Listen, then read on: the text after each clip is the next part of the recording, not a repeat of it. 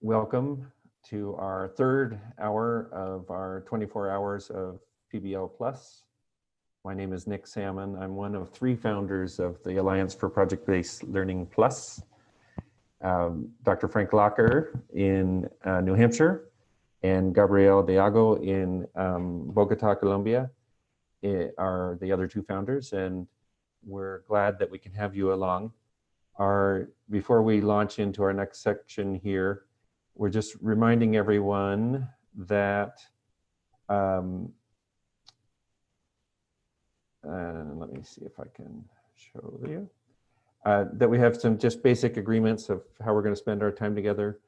We're always trying to keep our hearts and minds open to listening to the wonder of learners and learning. Your microphones are muted, but you can certainly use the chat bar, and we'll try to capture the questions that you generate along the way through that. We are recording this and all the other sessions, and if you want to conceal your name or image, then you can address that.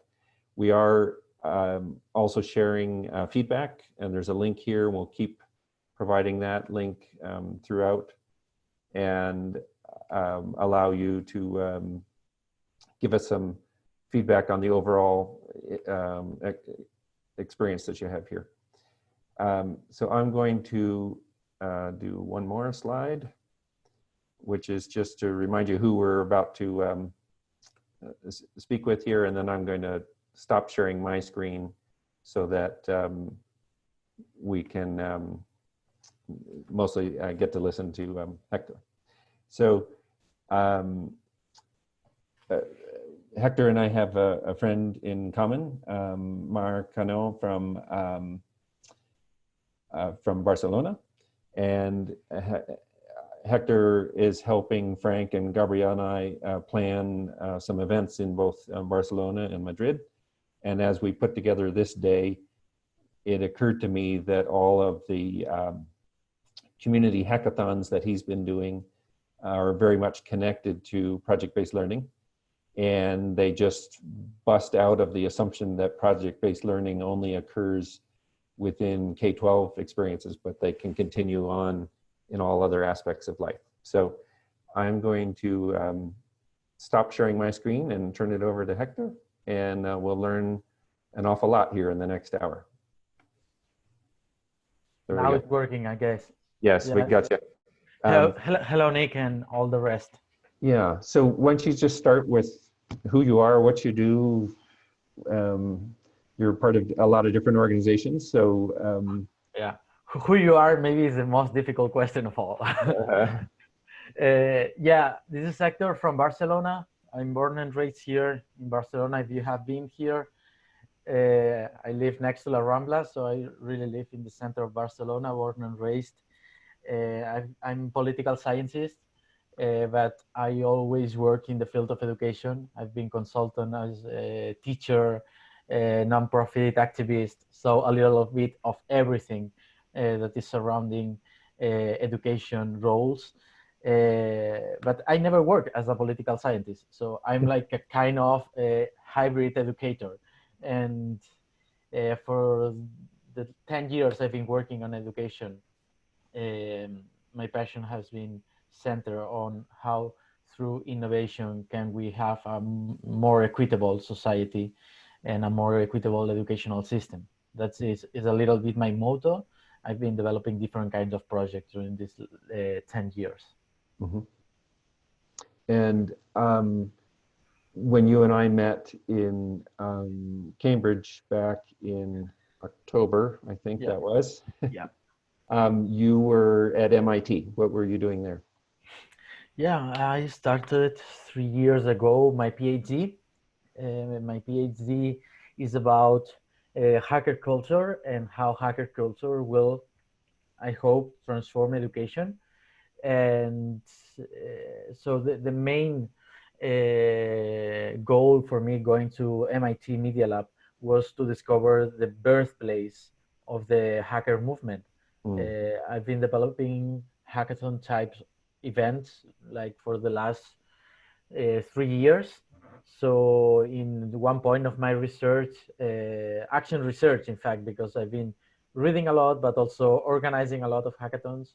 During this journey, I found the necessity of going to the birthplace of the hacker culture, and I decided to try to go to MIT Media Lab during the fall term last year, and it was a great experience just to discover with the place where the hackers discovered something called internet, how they imagine the future, which are the values and the principles that guide them during the first years of the internet. And I'm trying to connect this pure context of the first hackers, utopical hackers, thinking about global knowledge, global open knowledge for all, horizontal organizations, blah, blah, blah. I've been trying to incorporate all these values and concepts and principles to my research in hackathons and hacker movement nowadays. Mm-hmm. And so how does one, well, I'm envisioning you hacking a PhD. You know, it's funny to think of a mindset that's about digging deeply into problems and reaching out to others in order to facilitate new thinking and new ideas, but then working within the constraints of a PhD. You know, so what's that like? And yeah, that's a great question. There's nothing less hacker than a PhD, I guess. Sometimes, right. It also depends a lot of which institution you are working on, and how you design the approach of your PhD. But I agree with you, Nick, that there's nothing less hacker than a PhD in terms of hierarchy. You depend of one director, one IP. That sometimes is not in my case. I'm pretty free on my research, but I really know that there's a lot of PhD students that they are just working with the guidelines of the director. It's also a 4 or 5 years journey, which nowadays is like crazy. Which Mm-hmm. we are going to an education that is more granular, more like in a day-to-day basis with like mobile learning, like in small pieces, and very flexible and very adaptive year to year. So doing like a 45 years journey is quite against transforming education, maybe. In my case, I've been very lucky because since the first day I decided which is the topic I wanted. I also shift the vision and the goals of the thesis a lot of times. So the first year, my design of my PhD was absolutely different to my results right now. I think you have to be flexible. And one lesson I learned during this time is that when you start a PhD, if you already know which is the output, which are the learnings you will find, maybe you are wrong, because there's nothing to research there. All the answers are already in the table. So maybe just some bureaucratic stuff to be done. So I think maybe a hacker way to make a PhD is I want to explore something, I'm curious about something, and I will spend 4 years of my life discovering something, but I still don't know what I will find. So maybe this approach is more hacker in terms of a PhD. Right. So describe a recent hackathon that you've done. I assume, well, I was going to say, I assume that you haven't been able to do anything in the global lockdown, but perhaps people are doing hackathons right now. I don't know. In fact, there's a lot of hackathons happening right now. Also here in the region of Catalonia and in Barcelona. I don't know, I can even say here in Catalonia, we have right now more online hackathons than offline hackathons we had previously. My hackathons were made, I've been doing like a small, apart from small workshops, hackathon inspired workshops, like full-time 2 days intensive hackathons. I've done one 2 years ago. The other one was 1 year ago. And now we were planning for May, like three hackathons, but we canceled them. So we postponed to November. But at the same time, we are exploring how to make it online, and which is a very different experience. It has new consequences in terms even of equity. Making an online hackathon has a lot of risk in terms of equity because connection and digital capacities and family responsibilities, etc. It's pretty feasible that if you organize a hackathon purely online, just the ones that are connected, motivated, and that have the skills to connect and build a prototype online, they will be there. The others will be outside of it. So it's not really inclusive, maybe an online hackathon. My experience as organizer is in physical offline hackathons.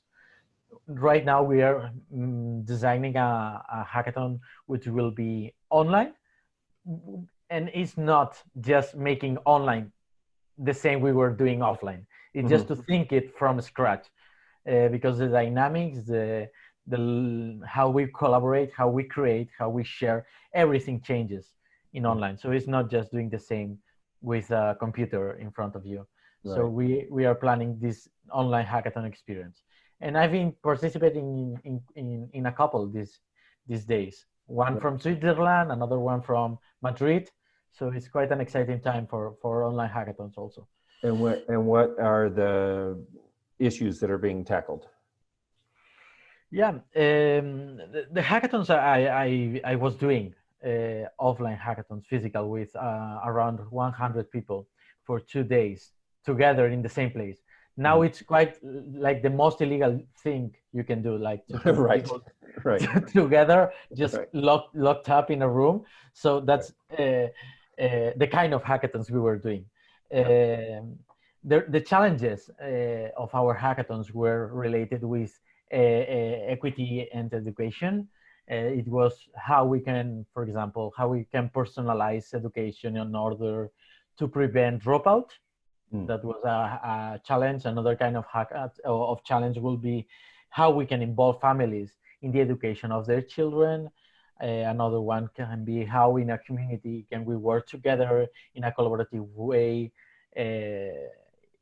to not just to work together, to multiplicate the power of working openly and to sharing information through a community and not competing between them for poverty, let's say, or for attending the kids, just to have like a community strategy, or how we can link creativity and culture and education in order to transform education, especially in poor neighborhoods. So it depends a lot of the community we are working on, because the hackathons we were doing are community-based, so are rooted in the leaderships and the real communities that are working in the community. So the challenges differ from one community to another. They decide the challenges. The insiders, the ones that are leading the community, are the ones that decide the challenge. And now in the online hackathons are different, because are more related with how we can help people in this context of coronavirus. So it really has this crisis of the virus approach. So in different parts, how we can educate children from in their houses, how we can involve parents in the education, and like in a homeschooling approach, how we can involve parents in the day-to-day education, how we can build healthy habits in homes. So but all these hackathons are related with how we deal with this crisis. And so who's participating? Yeah, I don't know if you want more, if it's more interesting for you to focus on my experience as an organizer before the coronavirus, or do you think? Well, let's take it in 3 steps. One is, what were you doing? What are you doing? And how do you think the world will be different in the future? Assuming that this is not a one-time disruption, and Yeah. that we continue um, to have either ongoing, long-term or periodic concerns. Yeah. Are you seeing my presentation? Yes. So you. Okay, perfect. Yep. Because sometimes with images, it's easier Yeah. just to imagine it. This is how it looks a little bit. Our last hackathon, this was 80 people. 80 people like full participants. We have to add the mentors, the volunteers, the facilitators. It is like 150 people involved in general. These were like the leaders, the hackers. We call them hackers. They are like the people involved in hacking. This is in a city called Girona, that is in the north of Barcelona. And it looks a little bit like that. These are also pictures from other hackathons. This one was in Barcelona, was our first hackathon with 130 participants. And it's really one of our singularities, I guess, and one of our strong points, that all our hackathons are equitable, are inclusive, so anybody can come. We are not looking to have any specific profile in the teams. This is not a hackathon where there's just experts trying to design prototypes for the people. They are creating prototypes with the people. So our obsession is not to build a hackathon that is just to have smart developers, designers, and business people trying to imagine what the teachers need or what the teenagers need. Right. Our approach is how we empower teachers, families, teenagers, and also entrepreneurs, developers, designers together to work together to have the skills of collaboration with diversity, in order to have teams where you can find a mother, an unemployed guy, a teacher, one developer, and one designer creating a project together. Sure. This is not just to be inclusive. It's just because the project it will come up from this team, it will be more accurate and feasible to work in a real context in a community. And do you, so I envision that you spend a lot of time listening to what's going on in a community and what issues need to come to that setting. Yeah. But I assume that you're also kind of open to, well, we thought the big issue was this. We brought these people together, but these three groups discovered something different, and something entirely unexpected emerged from the time together. Does that happen? Yeah, that is one of our main challenges as organizers. In my case, I'm like a meta organizer, right? Because what I try is to coach the leaders of the community in order to build a hackathon. I'm not building the hackathon for them. I just coach them in order that they learn how to drive a hackathon in the community. Because when I leave, if 2 years after me, they want to make a hackathon, they have the resources and knowledge to make it. So this is one of the uncertainties I have to deal with, because they own their hackathon. They can decide which are the challenges of their hackathon, but they also have to deal with uncertainty, because they have people very diverse. Maybe they don't understand each other at the first time. Maybe they don't have the skills at the first time. They need to build something in a fast way, which is required in a hackathon. So when the community leaders or organizers decide the challenges, we also coach them in order that we recommend that they co-create the challenge together with the people.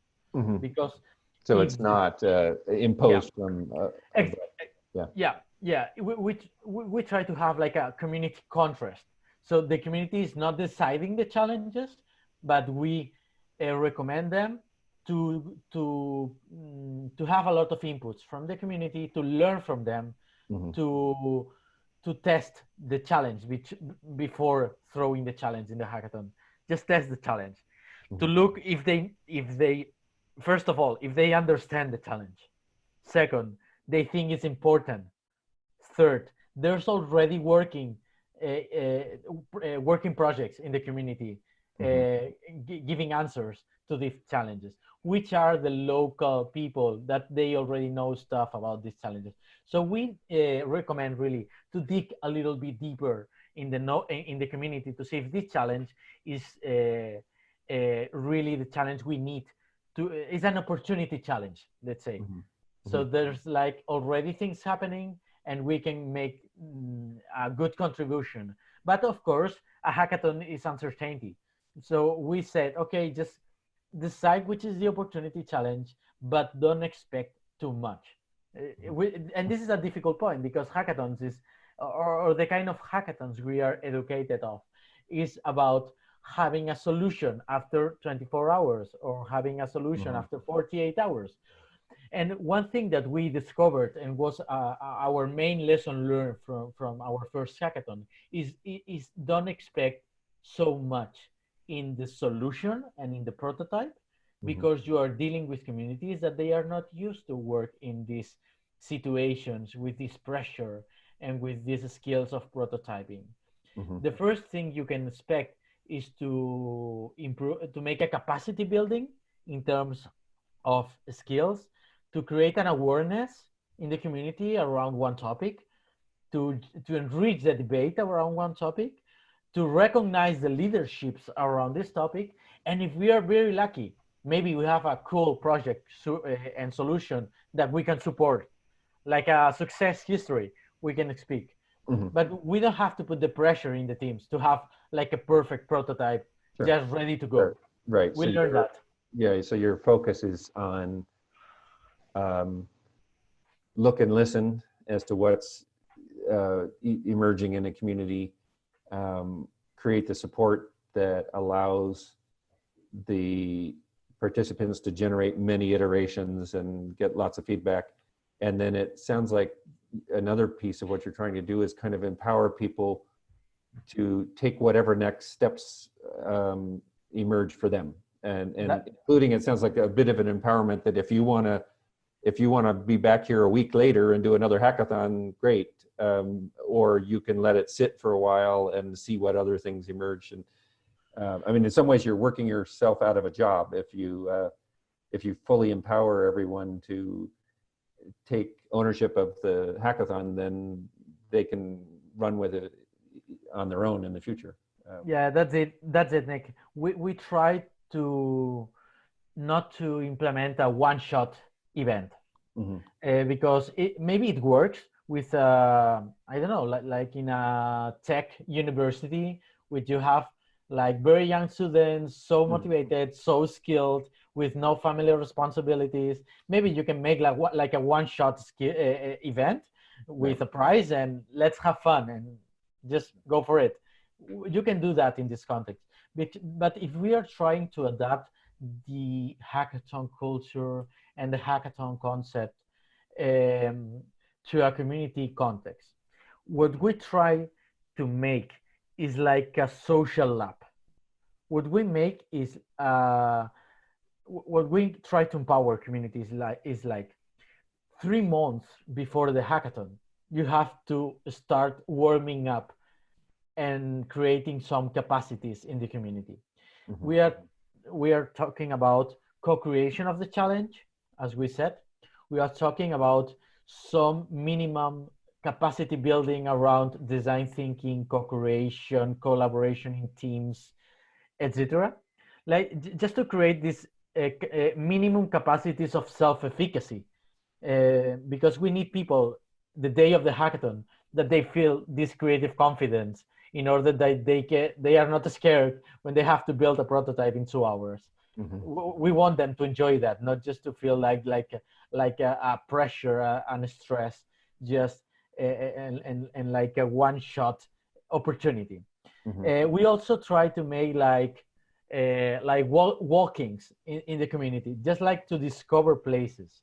For example, when we were talking about in our first hackathon, we were talking about personalization. That's something that sounds like very complicated. What we did is just to visit couples of schools that we were really implementing a personalized approach in their classrooms. It's a way of saying this is not something really new. We are already doing it. Maybe you don't even realize you are doing it, but we can move farther from here. It's just not to say, I'm super cool, I'm doing a hackathon, you are an old and traditional way of seeing education, and we have to personalize it.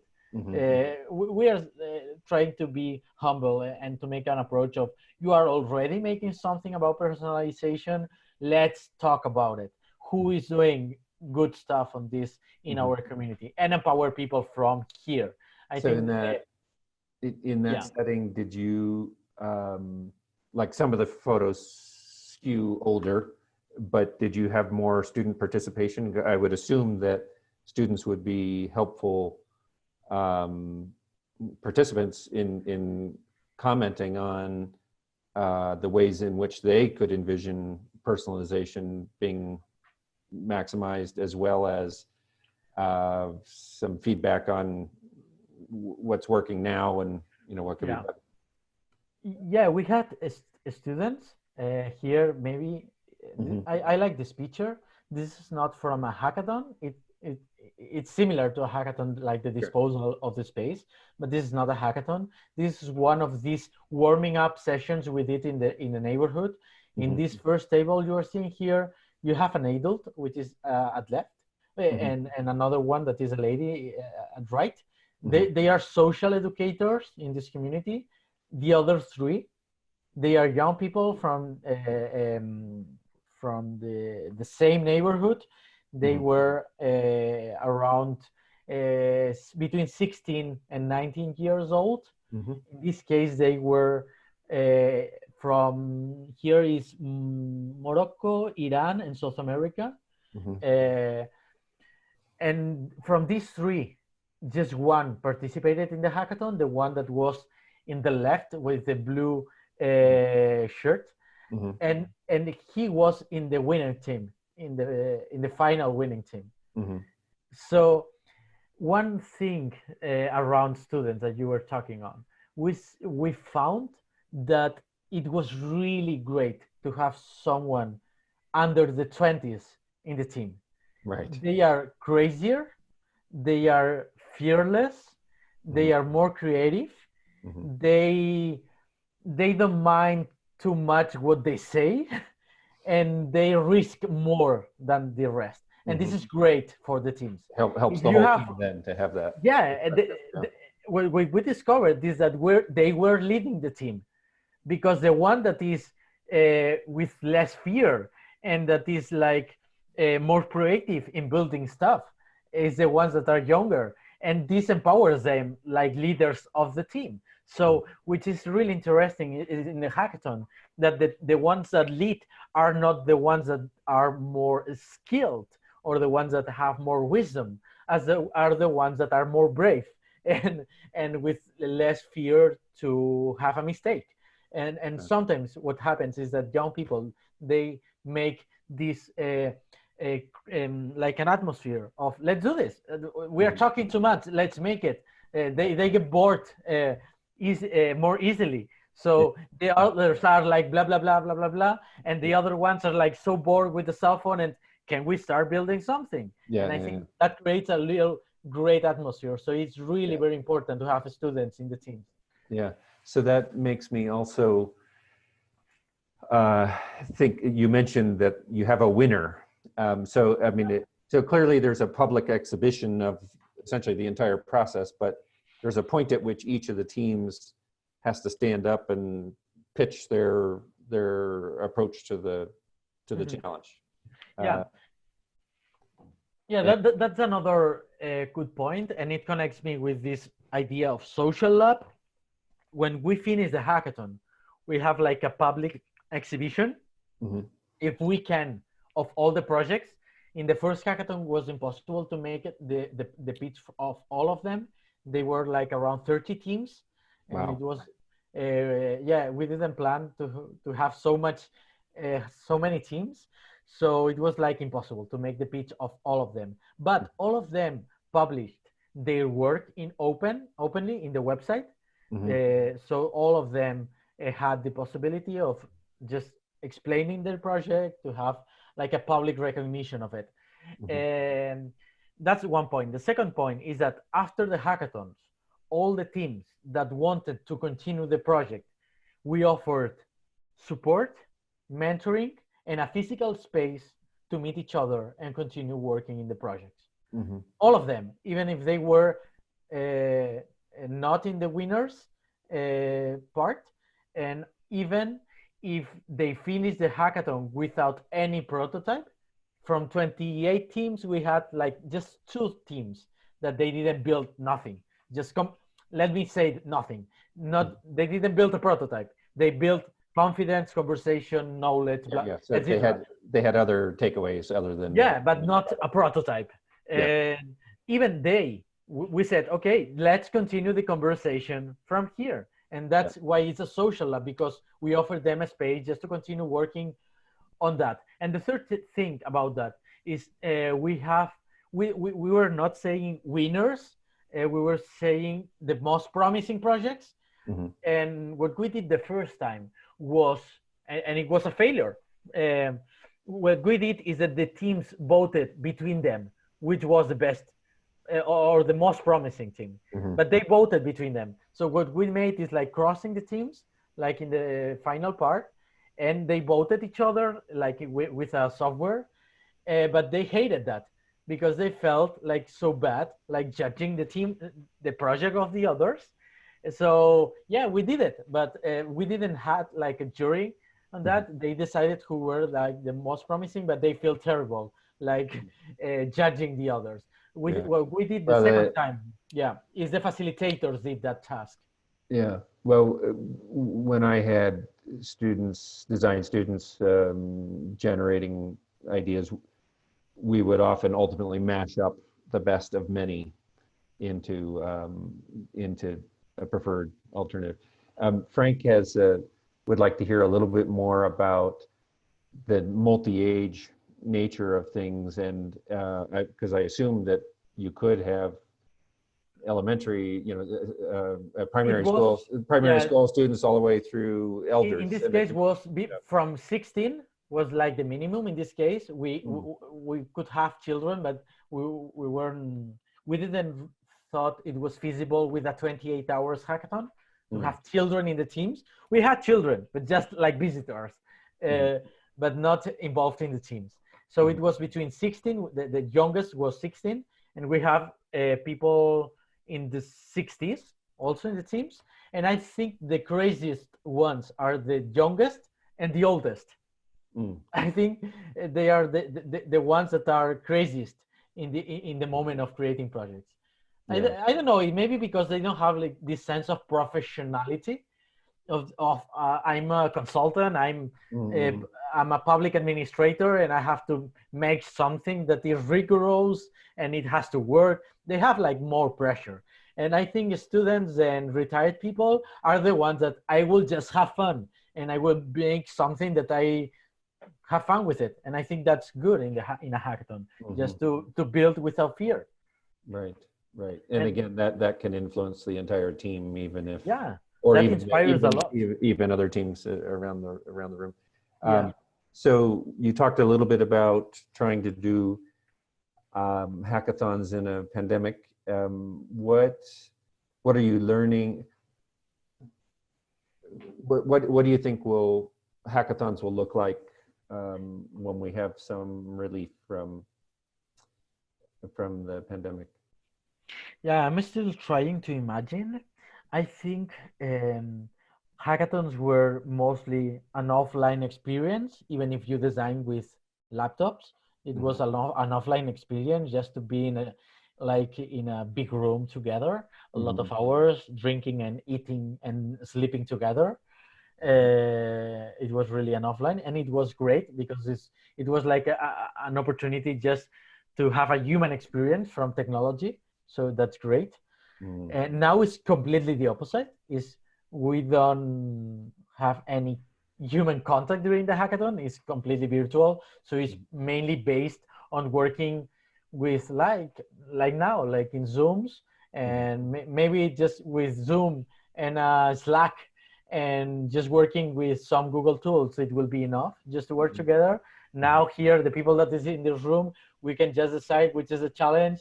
We said, okay, in a couple hours, we start making a brainstorming during 2 hours. We wrap up in teams. And by the end of the day, we will be together another time and we share the projects. So it's not really difficult thing just to build it because we have the tools, it's accessible, but I think the experience changes a lot. It's not the same to be involved in a team physically where you are pushed to work, pushed to talk, pushed to build something, than if you are in home with the kids around, with other stuff, with emails, with time to eat.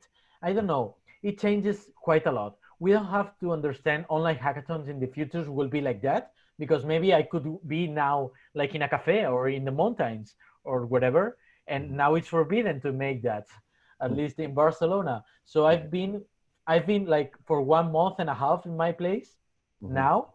So the context is really more stressful. So maybe it's not how it will look like an online hackathon in the future, but it inspires a little bit us how it will be like a blended experience of hackathon.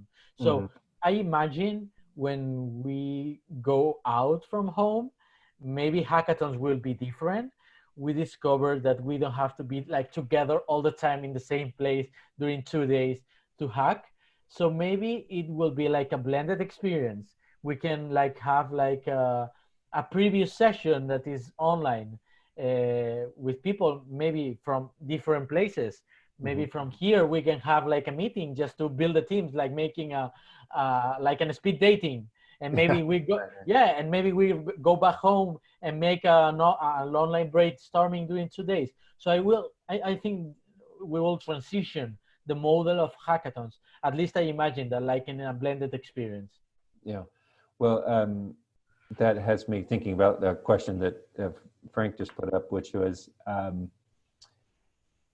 deep into a hackathon. And if I am understanding, people are just kind of continuously together. Do people kind of lose track of time, or are they very focused on time?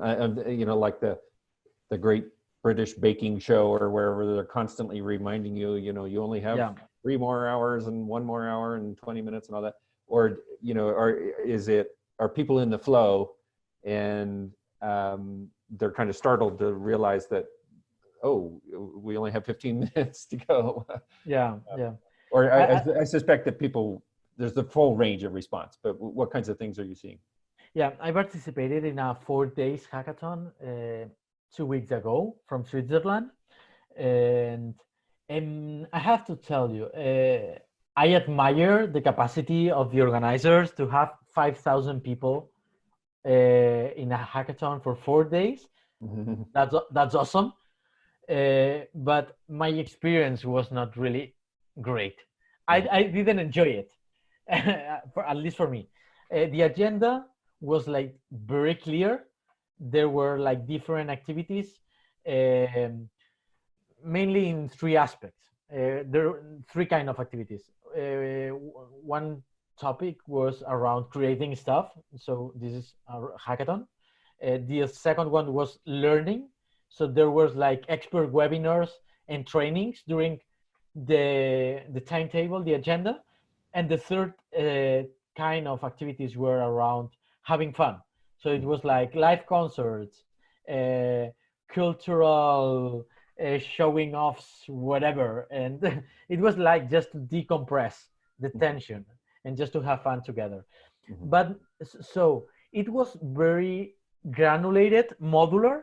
So you could be involved in maybe just in the creation of the prototype, or just a little bit in the prototype and having fun a lot in the leisure activities, or maybe just involved in the learning sessions and maybe not being in any team.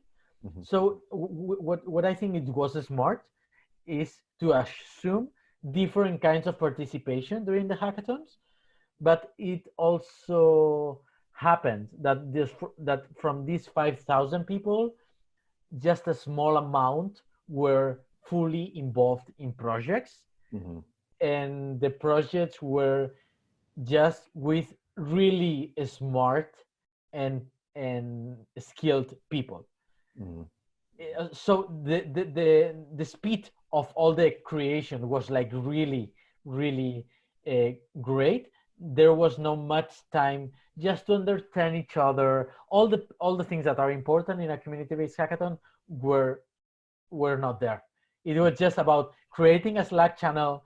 Let's work in the app, and let's try to have in 3 days an app that works. Right. So few more questions that Frank is prompting that I may shape slightly differently, but if you were to look ahead 5-10 years, your PhD is behind you, and we have, who knows what new disruption has come to us, but what would you envision a hackathon looking like in that time frame? And can you, like, it sounded a little bit like that one that you were just describing was highly scheduled and things, but can you envision a hackathon where things are loose enough that that young spirited person is now teaching others to be more open and creative, and the person who comes with lots of specific skills can do kind of just in time explanation of those skills to others without being the expert? But I don't know, what would a like the future of hackathons, I mean. What would a great hackathon look like in 5 years?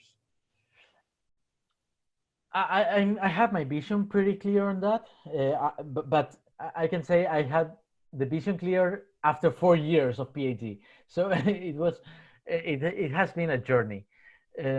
I think hackathons, like we understand hackathons right now, in the next years will disappear, and that's pretty risky to say. Mm-hmm. I mean, now hackathons, the 99% of hackathons are isolated events Mm-hmm. that happens like a momentum, like a fest, with some energizers and prizes and blah blah blah. Mm-hmm. I think hackathons are part of a hacking culture, are part of a new way to seeing the world that is open, that is hands-on, that is collaborative, that is diverse, that has like a lot of values that now are exceptional in education. Mm-hmm. Well, it's like a contraculture. Yeah. And I think what is now exceptional will be normal. I guess a parallel I would make is, lots of schools around the world have created maker spaces.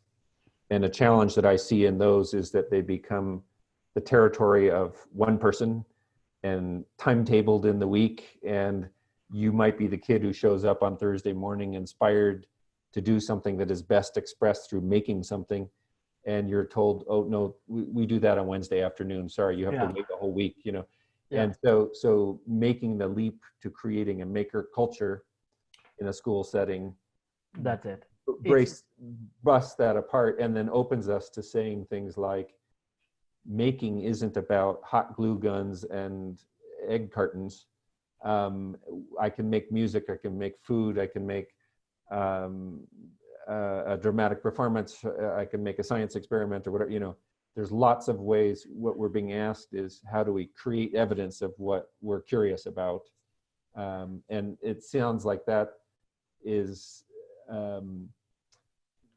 more in line with what you're saying. Kind of the future of hackathons will be that they become kind of infused in our culture instead of this event-oriented experience. Yeah, I agree completely on that. Is this transition from an event to the cultural change? I think now is like, okay, once a year maybe I create in a collaborative way with diverse teams a prototype, and it's like an isolated experience, and now you get back to your normal life. And I think this part of hacking and working together in collaboration in a creative mindset will be part of how we work in a day-to-day basis.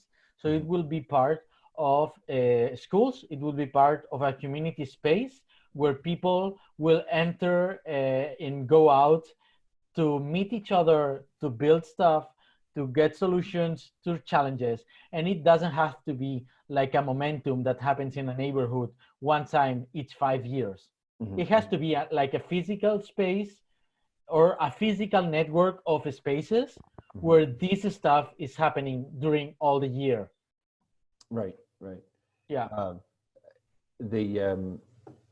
That makes me think of a comment that I was surprised by in a recent interview that Trevor Noah did with Bill Gates, talking about the pandemic.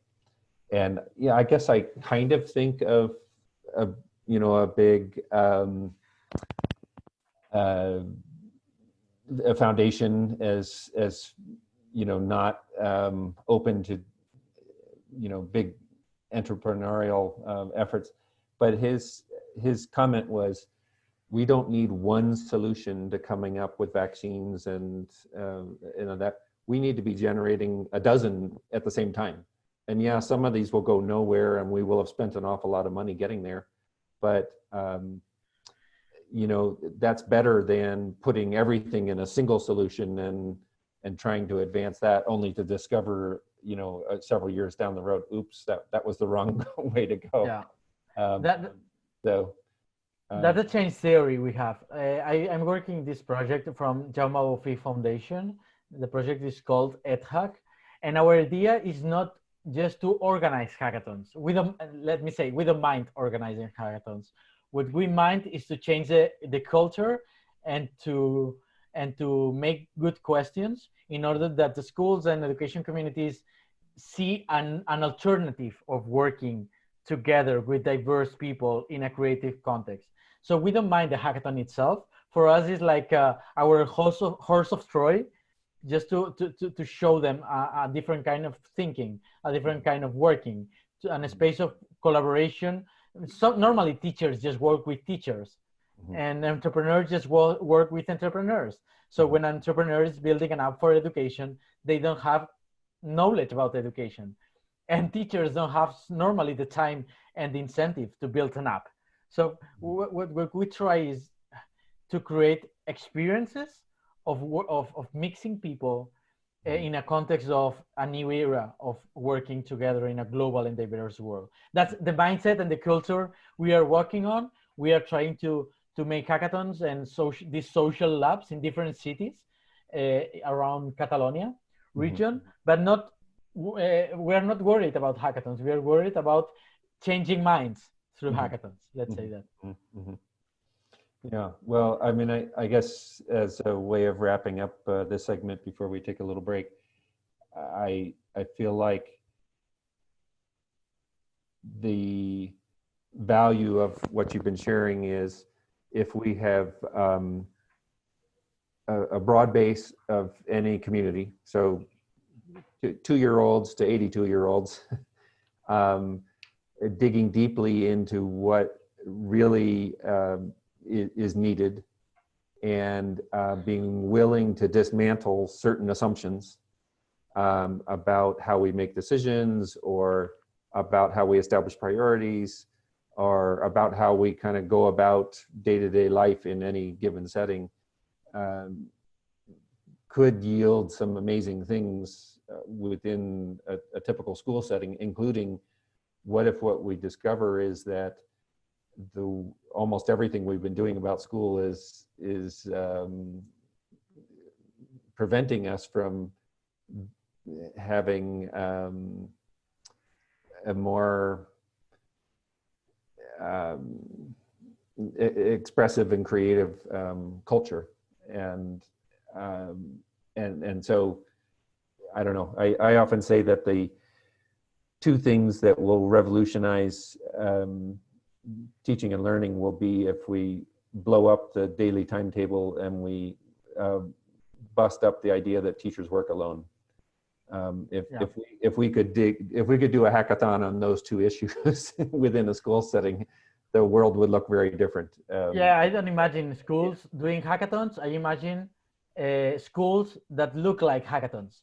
So a school could look like that, like roundtables, diverse people working together, students working with artists and developers, teachers working and making projects together with designers in a community-based atmosphere.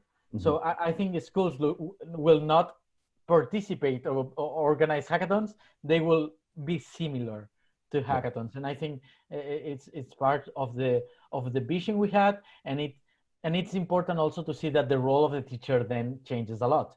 They are not the owners of the knowledge.